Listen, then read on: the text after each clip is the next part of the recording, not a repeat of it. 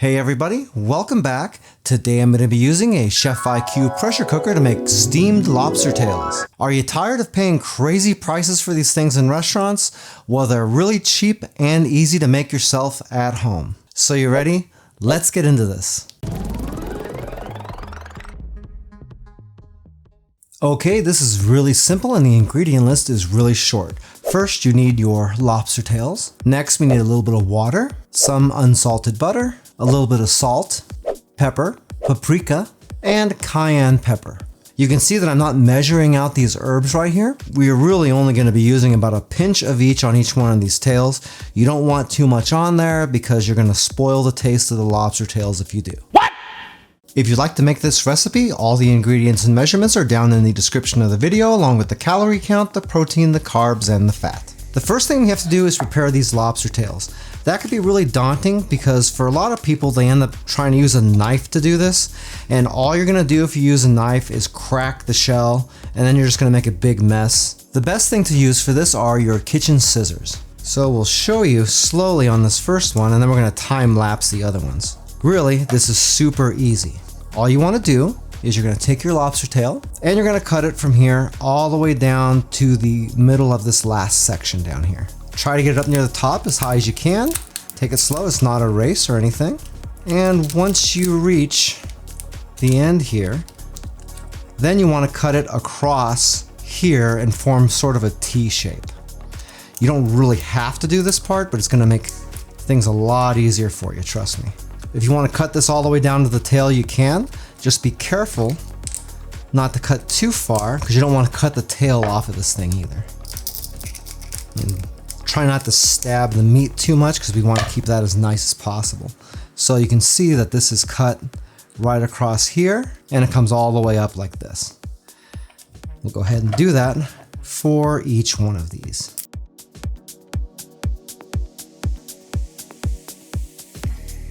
All right, now that you got these cut, we need to release the meat from the inside of the shell. If we just try to tear this apart, we're gonna really screw up all this meat because it is connected on the inside here. So what you want is a really nice, long, thin knife like this. That's got a knife. That's a knife. And what we wanna do is just come in just underneath the shell here and just kind of follow it around as close to the shell as you can, just to loosen that up.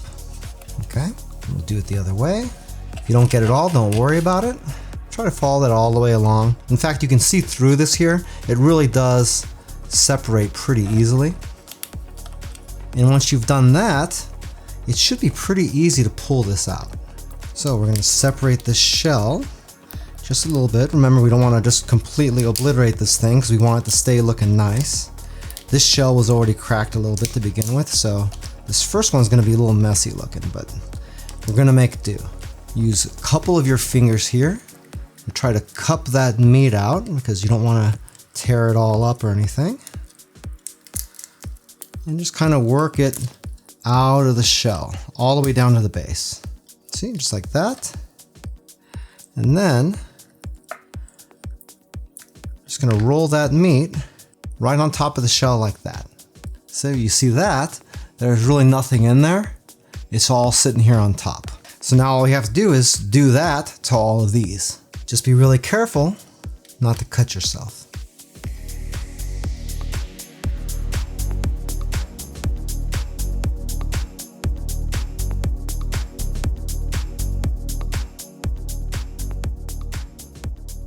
Okay, now we're ready to season these up. So I'm gonna give these all a little bit of salt.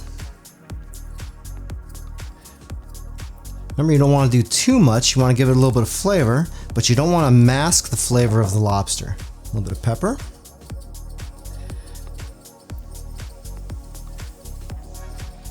Like this. Folks, we've already done the hardest part. Getting the shells right like this is easily the hardest part of this. So if you're this far with me, you're doing great. Now we got our paprika. So just enough to give it a little dusting here. And then the cayenne pepper. Keep in mind this stuff is pretty potent, so you really just wanna, just a tiny bit on each one of these. You should just barely see any of it getting on there, In fact, on this camera, you're probably not seeing anything come out of this. That's the way you want it because you really don't want to overpower this. And that's it for the seasoning. Any additional flavor is going to be coming from when you're dipping it in the butter. Okay, this is my Chef IQ Smart Pressure Cooker. This has all sorts of functions in it. Yours may or may not have all this stuff in there, but if you don't worry, we're still gonna get through this. This thing will give us a lot of help, but you can just follow the instructions that this thing gives and you can do it in whatever machine you got. Or if you don't even have a pressure cooker, you can always steam this on your cooktop as well. Okay, so we are going to select the steam function on this. We're going down to seafood right there. We're gonna select that. And you can see this already has a setting for lobster tails right there. So we're gonna go in there. This thing is asking me how many we got. They are 5-ounce lobster tails. And ironically, this thing is set for those, so I've got 4 of those. So we're gonna go right there, 4 5-ounce tails. Select that, and it's gonna do a little bit of calculation. You can see that this is gonna want to steam this for 12 minutes, and that's really it. Okay, now that we've verified that, we're gonna hit continue. You can see that this has an internal scale in it, and it just reset that to 0 for us. And it's telling us that we need to add 8 ounces of water into the cooker. So we'll take off its lid. We're gonna add in 8 ounces of water. As so. Pretty cool, huh? So remember, if you're doing this at home in a pressure cooker and you're steaming and you don't have a scale built in, just put 8 ounces or 1 cup of water in there and you're gonna be good to go. Okay, now we're gonna confirm that.